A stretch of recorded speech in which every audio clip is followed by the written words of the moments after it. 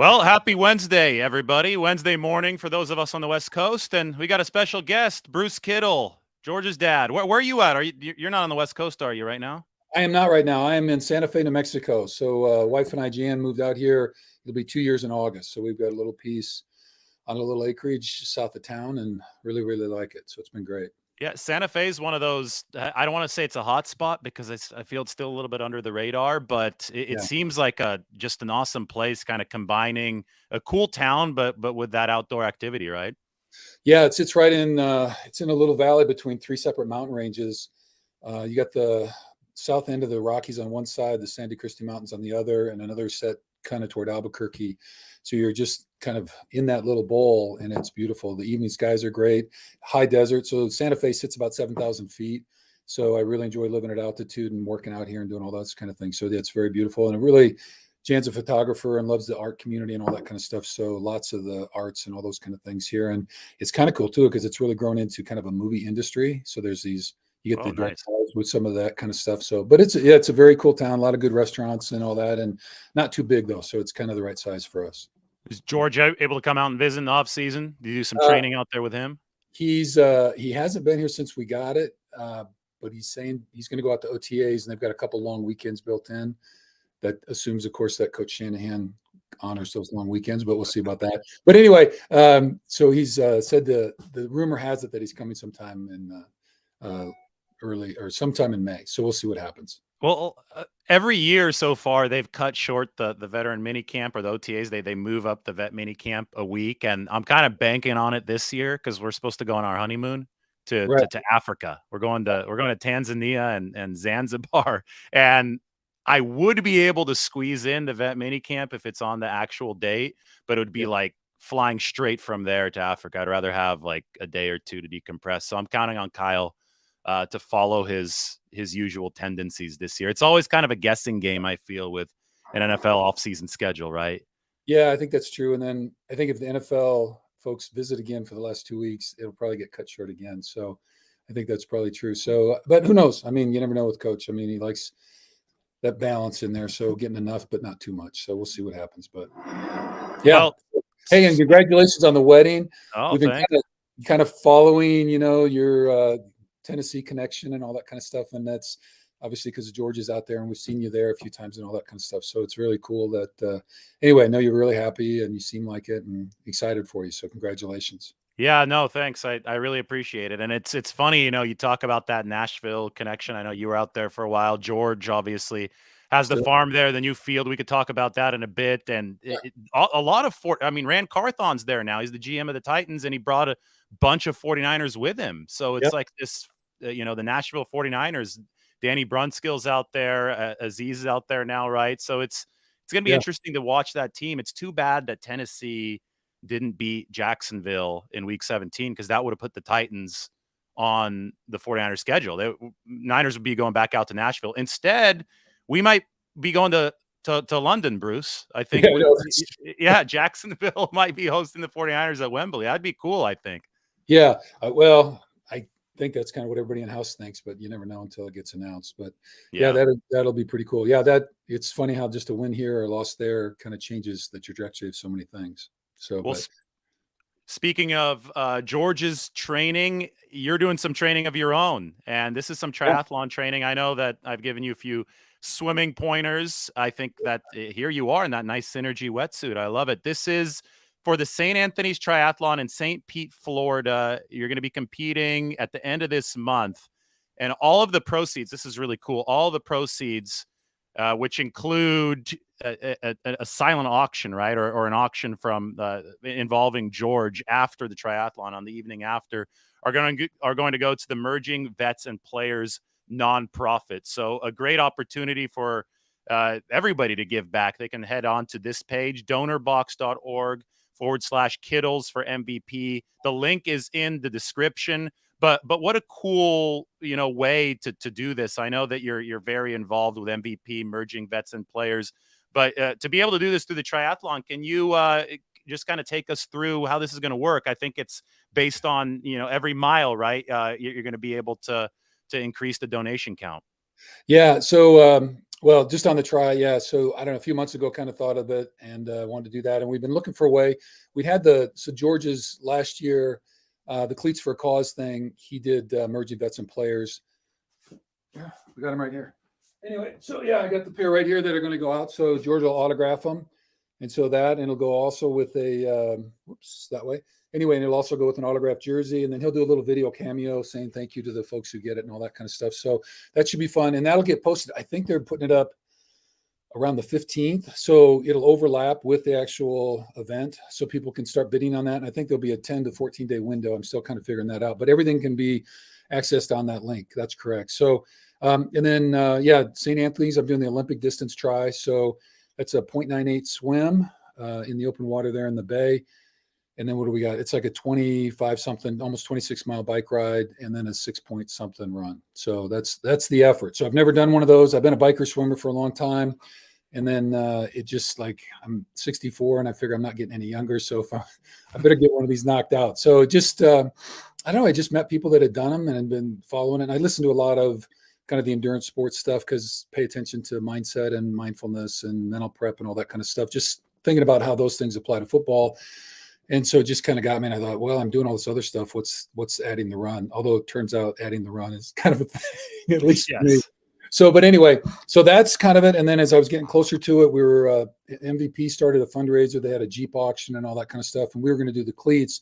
And I just thought, what the heck, as long as I'm running. So yeah, people can either donate by the mile. So it's about 32 miles total is the combo, or if they just want to make a flat donation, that was great too. So I don't know if you want me to take a minute to talk about merging vets and players, I sure can. It was originated by Nate Boyer, who's a former, I want to say Green Beret, but Army, and then a Special Forces guy, a couple tours, all that kind of stuff. And then he also, after he got done with his deployment, went back and walked on to Texas, and he was their deep snapper. And then he had one season with the Seattle Seahawks. So he's got that NFL stuff. And then Jake Laser, who folks know from Fox Sports. But anyway, he's got a training facility called Unbreakable. And I don't know if you followed his story, but he wrote a book on Unbreakable and all that. But he's had a lot of mental health stuff. But the two of them, they started comparing the similarities between former professional athletes once they're done playing and military when they take the uniform off and they're no longer in the military. And so there's a lot of loss of identity, kind of your role, what do you do, and all that kind of stuff. So they brought these two groups together. So they work with former professional athletes and or former military. They do a workout. So there's 8 locations nationally, and they do a workout for about 30 minutes. And then they have a kind of a closed circuit group conversation. It's peer-to-peer kind of mentoring and support for about an hour. They call it the huddle. And so again, they do that. And there's one virtual meeting on Tuesday nights where if you're not able to get to one of the others. So, and their big goal was really just to reduce and prevent veteran suicide primarily, but then also trying to find and help former professional athletes as well. So it's a pretty cool group. And we've been hosting them for the last 2 years. Had them on, got my sport in my shirt. And so that's kind of what we're doing. And so they're in that midst. Their big gala is April 5th for folks following it. And they just announced Joe Buck is going to be the MC and we'll be there to kind of monitor and help and do all that kind of stuff. So anyway, it's a great cause. And again, it was really great. I want to shout out to NFL charities and auctions. I didn't know this, but if you're a former or current professional football player, they will host any of your nonprofits that are certified nonprofits. And so you have to get the organization cleared, but then they run the entire auction and the fundraiser for you, and they don't take any money whatsoever. So 100% of everything that everybody donates, there's no 10% or 5% or 20 going off the top, and everything goes out to them. So thanks to NFL charities for helping us put all that together. So that's been great. So that's kind of the story on that. So again, we love everybody's help, and we got it kicked off. We did the Pat McAfee show and Pat on our podcast last week, and Pat was on and pledged $500 per mile. So it's a pretty good chunk to get us started. And so people are kind of working on that. So I was going to go for 50 grand. And then I thought once he bumped it to that, I might as well shoot for 100. So we'll see what happens. But anyway, so that's what's going on. And yeah, I'm in the midst of all that training. So there's where we're at. So I'll give you a minute to talk. It's your show. No, awesome. No, thanks for filling everybody in. And while you're talking there, as you could see at the bottom of the screen, I put the link there, donorbox.org/Kittles for MVP. If you click on that, you'll get to this page, where you'll see the money raised, the $100,000 goal, 10 gifts so far. Obviously, still a lot of time until April 29th. So great cause. I think it fills a space that we're something like this has been very, very needed, especially at this time. So the fact that you're able to combine it with, something my dad, for example, took up triathlons just a few years ago, and it's just been such a great enhancement to his life. So you're also encouraging people to get out there, and I think that's one of those sporting disciplines, sporting events where you're working on the endurance, but you're moving from event to event, right? You're going from the swim to the bike to the run. That's not easy, but it's good for you. At the end of the day, it's good for you. I know we talked a lot about swimming. When you transition, though, are you a little bit worried about the actual transitions, how your muscles are going to adapt? Once you get out of that water to get on the bike, and then finally to the run, because that's what I find to be the most difficult in stuff like this. Is not just the individual Yeah. discipline; it's changing gears on the fly. Right. So, well, there's the technical side of the transition. So I've been working on that, watched the YouTubes. I've got one of the guys I've had the pleasure of working with on the mental prep stuff that I do. He's a professional triathlete, so he's kind of been coaching me up on some of those things. But I didn't know this until a month or two ago. They call it bricking. And so bricking is when you take the events and you do 2 training sessions. So if you swim, then you go immediately into the bike, or if you bike, then you go immediately into the run. And everything I've heard about is that the swim to the bike is not that difficult, because it's kind of different. You're primarily upper body on the swim, Yeah. and the transition to the bike is not quite as difficult. But going from a 26-mile bike ride into a 6.5-mile run, that's where most people run into it. So that part I have been bricking for the last 2 weeks. So I've been doing either the full bike, and then either half run, or half run and the full bike, or the half bike and the full run. So I'm trying to get used to that. And at first it is really a transition, because your legs are in a really different place after riding and doing all that kind of stuff. So kind of gotten to the point where, I feel pretty good. It's not easy at all. I guess, you think about it, and I've done a lot of training and all that kind of stuff, but it's a different level of kind of training, trying to do that many different events kind of in one day. So I still haven't done like a full, like go swim at least a half mile, do all that. So I don't know if I will or not. I'm going to keep doing everything. So this week I've kind of changed up a little bit. I'm doing because I was doing the bike and then the run. It's a lot on my knees though. So my knees have held. Actually, I'm feeling pretty good, but I'm kind of a little worried about doing too much. So now I'm doing my full bike on one day. I was doing just the swim and a lot of yoga and stretch, and then rest, and then do the 2. So now I'm going swim with the run, and then full bike on the other day, just to give my knees a little bit of a break. So we'll see how that goes. And then next week we'll reduce, I think, length a little bit, keep my intensity up, so you're still working cardio, but not try to do as much volume. And then you kind of pare down that last week. So I'm still trying to figure all that out, because I absolutely have no real idea what I'm doing. I'm just kind of asking people and That's trying what we call the taper. As a swimmer, that right, was my right. favorite time of the year. You do it twice a year. You can't do it more than twice, otherwise you're just going to be out of shape. But for 2, you circle 2 big meets on the calendar, Yeah, and you're just pounding yardage throughout most of the year, and you're tired, and you're sleeping, and you're eating 12,000 calories a day, and then you taper heading into the big meet. And it feels weird, because you jump in, and like the last couple practices before the big meet, you swim a couple hundred yards, you might be in for 20 minutes, and you yeah. get out and you feel like you could run through a wall. You just got to save that energy for the actual race. Now, I was never an endurance guy. Um, I think that takes a special, you know, breed of toughness that Yeah. I've started to dabble in with these open water races that I do, but I was a sprinter. So that's more kind of just crazy. That's more like football, right? If you want to talk about football, football is a series of sprints. It's all anaerobic. So Yep. for you, kind of a transition, you're going from the purely anaerobic, the football background, right, um, to something that's very, very long and aerobic, and it's a Yeah. totally different system. Well, which is true. Although I swam in high school as well, and then Oh also yeah. wrestled.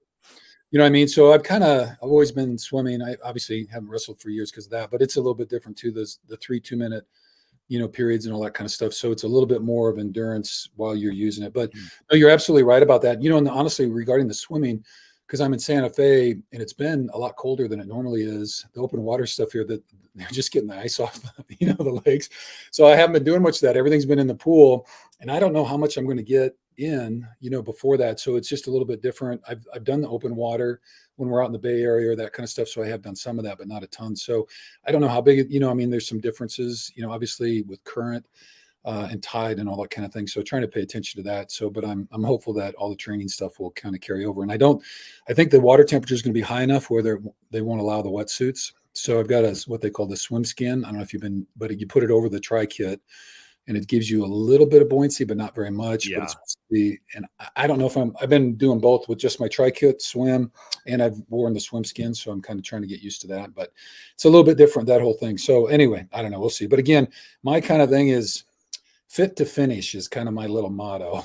I want to be, I'm not like out there to race. I'm trying not to hurt myself. I don't want to hurt anybody else. And I just want to get it done in the time zones just to get a feel for my very first time. So I don't, I've been doing a lot of zone 2 and zone 3 kind of training with just a little bit in the higher ends. So just trying to, I want to do some of that, but I'm not feeling like there's any place in there that I'm going to be like absolutely sprinting and trying to knock beat somebody next to me and all that kind of stuff. Now that you say that, I know I could be in that last half mile with another old geezer and elbow somebody and try to make it. But for the most part, I'm not anticipating that. I'm just looking forward to trying to get through the whole thing and not hurt myself or anybody else. So, but it's really been fun to put all those pieces together. It really is. So it's a cool outline and it's a really cool community.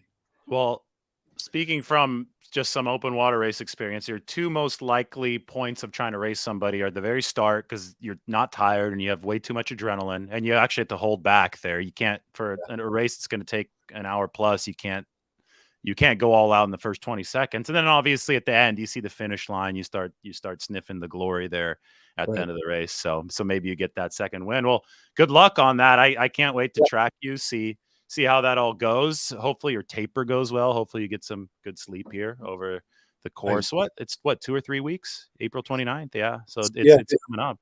Day 17. I'm on the countdown today. So as soon as we're done, I'm heading in today. I'll do my full swim and then, I'll probably do a treadmill run. They have one at the gym where I'm at, and I'll just hop on the treadmill and do probably 4 to 5, see how it's feeling and all that kind of stuff. So, but it's been pretty pain-free. I've really been kind of surprised. When I first started back, about 2.5 months ago, adding the run, it was not pleasant. I was really kind of, but the more I've done it, it's like everything. If you just kind of grit it and then just keep doing the 4, 5, 6 miles, I don't know, my body's responded pretty well. I've actually been, very pleased with that. So I'm very grateful for that holding up so far. So that I'm kind of in that zone where I feel like I'm kind of close. I want to do a lot these last couple of weeks, but then make sure I honor the taper and make sure I'm fresh and trust my body to respond under the moment when we need to. So we'll see what happens. Yeah, there you go. My only tip in the swim, just stay long with the strokes. That's going to keep the heart rate down, and that's going to have a domino effect for the rest of the race. So right now what was that? Well, I was just gonna say, because I've been reading. There's a lot of folks because they're like racing, and they're really big on doing the 50s really fast and closing with these hundreds and having your time and 20-second rest. Mostly I get in and I do about 3/4 of a mile straight, and then I like those big heavy gloves you wear because I just feel like, and so it slows you down a little bit, but then you get the extra workout up, and then I finish with an extra 20 to 30 lengths, trying to upgrade it. So I do like 2 and maybe 100 and then a couple 50s at the end with, and I never rest. I just do like a breaststroke in between. I don't know if that's good or not, but so that's kind of all I do. And I just been cranking it out with, then I do a kick routine in there as well. So I don't know. We'll see if that's enough, but anyway, sorry, I'm digressing into the minutia of my training, but I appreciate your support and all that. So where were you going? You wanted to talk a little bit more about something else? Just the off season in general. We're mid-April. This is a great kind of, you're ramped up the triathlon training. It must be hard during the season when you're traveling as much as you do, because you're at every single game to find little niches to train, right? So right now you could probably dedicate a little bit more time, although you were just at WrestleMania. So I'm guessing that the travel schedule probably doesn't ramp down all too much. George seems like he just gets busier and busier every off season, and it does seem that he does a great job of keeping the family involved with everything. It looked like a lot of fun down in LA at SoFi. Oh, they were great. I can't, I want to shout out to WWE. They've been so terrific, and the Miz was great, and Pat McAfee, and just everybody involved in all of that. I think this either the 4th or 5th year that we've been going, and they've been super great. And, we get invited because of, George, Mr. All Pro and all that kind of stuff, to some stuff. And, different organizations handle kind of VIP thing differently. But I would just say WWE, they blow the doors off. I mean, typically get you at the airport, drive you all over everywhere, hotel, and then we're backstage and seeing WWE backstage is really an event. It's like Barnum and Brothers Circus. You know what I mean? Like I envision that, all these semi trucks underneath the stadium and all these, different performers and all that kind of stuff. So yeah, WWE was terrific. We've always enjoyed that, and just the artistry of it and all that kind of stuff, and just the whole mechanism. So again, we had a really fun time. And of course, George's little event with the Miz and all that kind of stuff was really fun to be a part of. So I mean, yeah, we had a that great must have been time. a childhood dream realized for George. I mean, I ever since he showed up in 2017, was my first year covering the team. I remember the action figures in his Yeah, locker, and now he's part of a WWE event. So yeah. I mean, he must have been so jazzed up coming to the stadium that day. He might have been more excited going to SoFi for that than what was it, week 10 last year? Maybe week 8. I Yeah. think week 8 was a big win for the Niners last year at SoFi, but he must have been pumped. Yeah. Well, and because football is kind of what he does and all that kind of stuff. But this again was a little different animal, being on TV, real narrow kind of window and all that kind of stuff. Yeah. He said he was more nervous for the WWE than he was for singing with Kelly Clark. So, at the honors thing and all that kind of Oh, stuff, yeah. which he was pretty nervous about that too, because that was a little bit out there. But no, it was a childhood dream kind of thing. And he's super excited about it. Really appreciates all those relationships. Everybody's been really good to him. So we're grateful. Yeah, and Pat McAfee, he had a very acrobatic move coming up off the rope there. Uh, he's more athletic than you'd think a punter would be. Man, that guy, he's doing a great job with his show now too. I've come on a couple times, and the way, I mean, we talk about YouTube. We're on YouTube right now. Yep. He has really ridden the wave of new media, and Yep. I watch Pat's show. And I'm like, when they report on something local, like something about the 49ers, he does his homework. He knows what he's talking about. If it's, some kind of minutia about the roster, you can't say that for most other national shows. So Yep. he's another multifaceted guy. He's a really interesting guy. And his story, I mean, if folks haven't listened to it, we kind of go through it in there and all the things that he's done. But his decision to retire is really fascinating. And, it's one of the things we do on our podcast is we look at people's transitions in and out from either being a military person or athletics or whatever that is, and the mindset around that.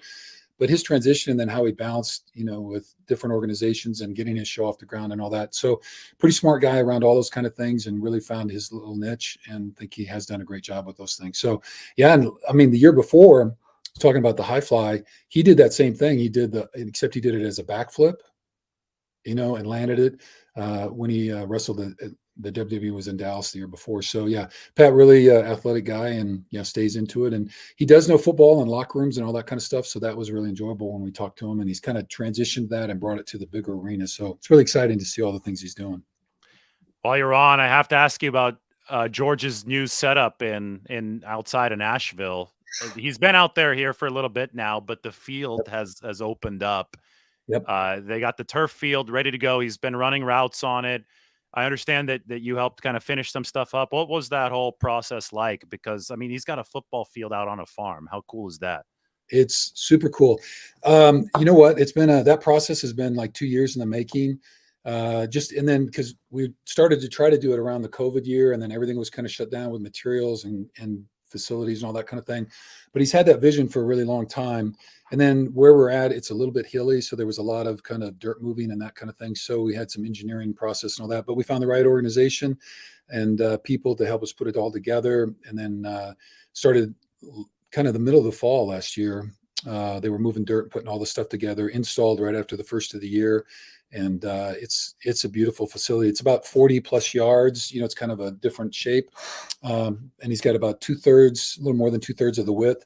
But it's everything that, we can do out routes on one, and you can flip around depending which side you want the hash on. And we got the numbers on it and everything like that. And people, it's on Instagram and all that. So, but it's been great. And he's got a flat surface. We got, of course, the blocking sleds out there, so which I'm really big on. So, but you can do all your footwork and CJ Beathard's from there. And there's some other quarterbacks that train out there, and we've got some other folks, TJ Hawkinson and other guys that live in the area. So we've got a group of folks, and then we just finished an addition. I think it's about 40 by 80 or 35 or something like that, around 3,000 some square feet addition to the barn. So we'd originally converted an old barn, and then the new place. Really proud to, we're partnering with Techno Gym. And so they came in and set us up with all brand new equipment. And it's really a beautiful facility. So he's got everything you could possibly imagine for training. And so we have a great speed guy, Jeremy Holt, comes out, and his strength guy, Josh, They do all the training there with this group of guys. So it's a great little nucleus and great place, and he doesn't have to drive too far. So anyway, we're really excited about it. Well, and I know that George is healthy entering this offseason. He obviously got healthy over the course of last offseason, put together a big year. I think he career high in touchdowns, right? But I mean, you got to be excited this season, just given how he finished last year, catching all those touchdowns from Brock, to be able to kind of springboard that momentum moving forward into 2023.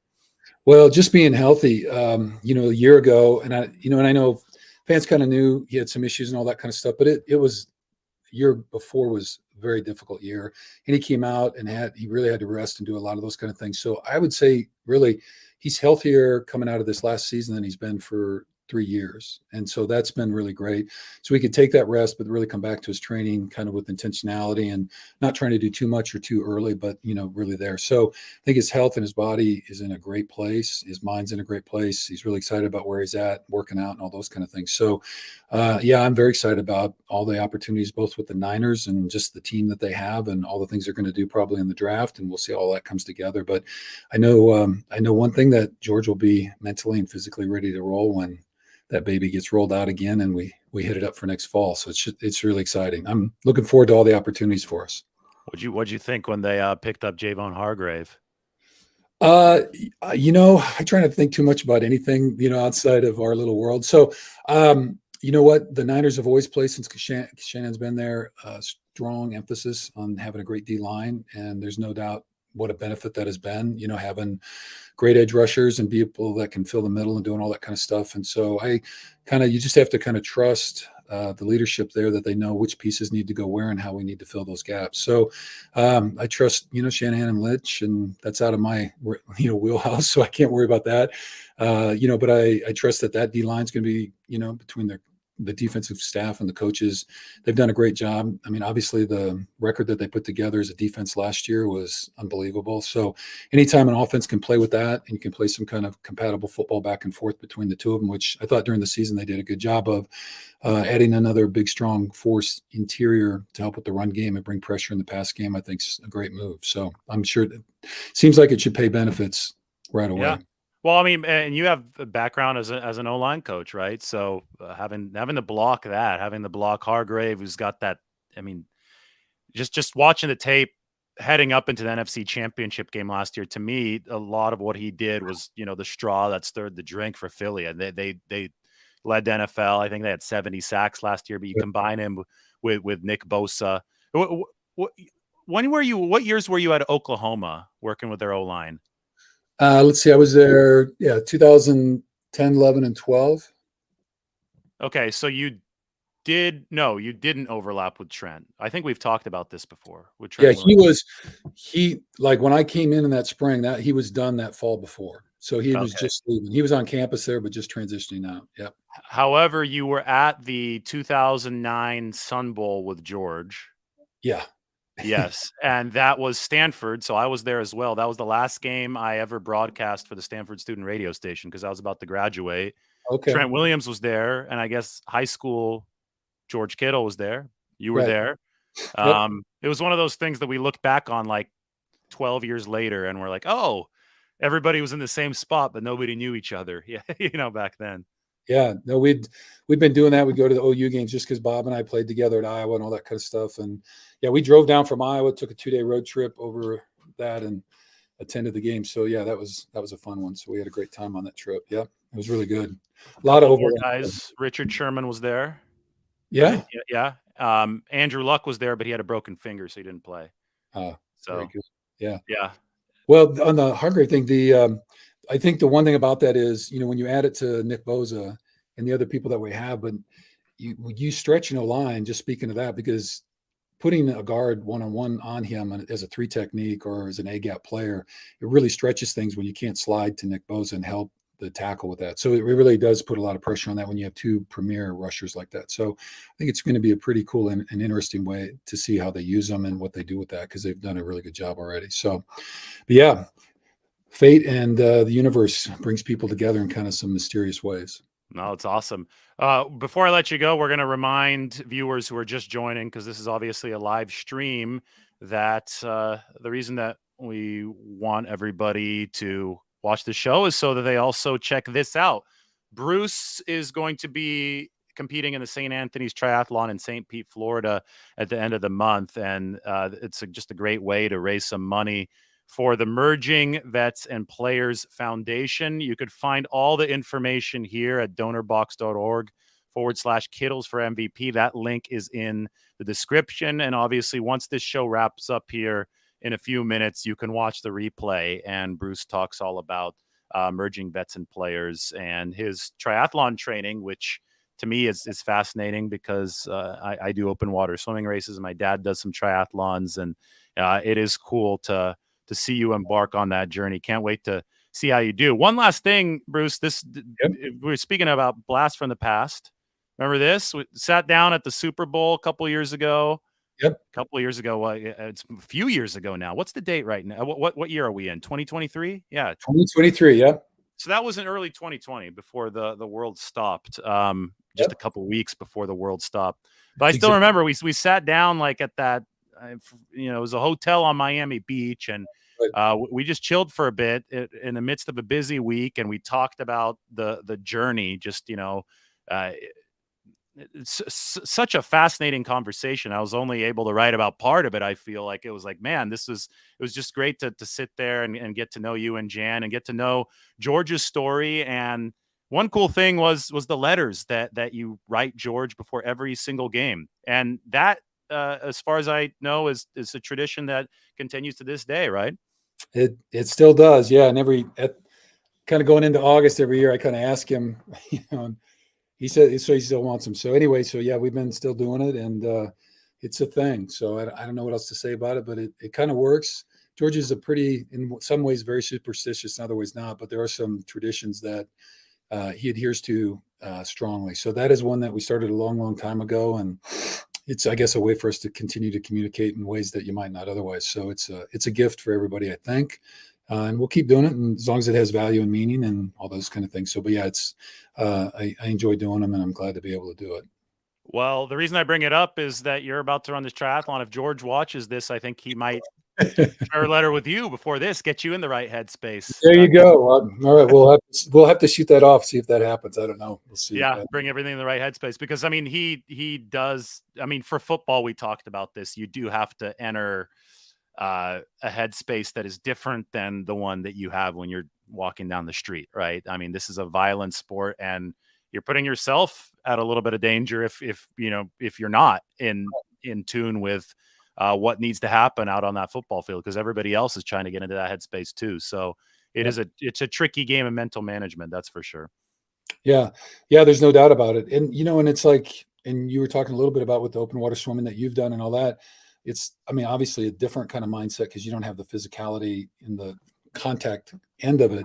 But it is really true. And I think, it's one thing that we talk about, and I think it's true in swimming and or when you combine them all, confidence is built day by day every time you lay the brick by doing the work. There's no shortcut to it. People think that there is, like I can manifest confidence in some way. And I'm all for affirmations and visualizations and all that, but the best way to build confidence is to go out and run 6 miles, or go out and swim your mile. And just like, once you start putting the time in and then your body gets used to it. And then because you've been in that position, and then hopefully in the race, whatever happens, you've already been through it. And so it's not a mystery and it's not a secret. And you've kind of done that. And I think that's what George always tries to do as well is, that's his off-season training program, is everything's related to football.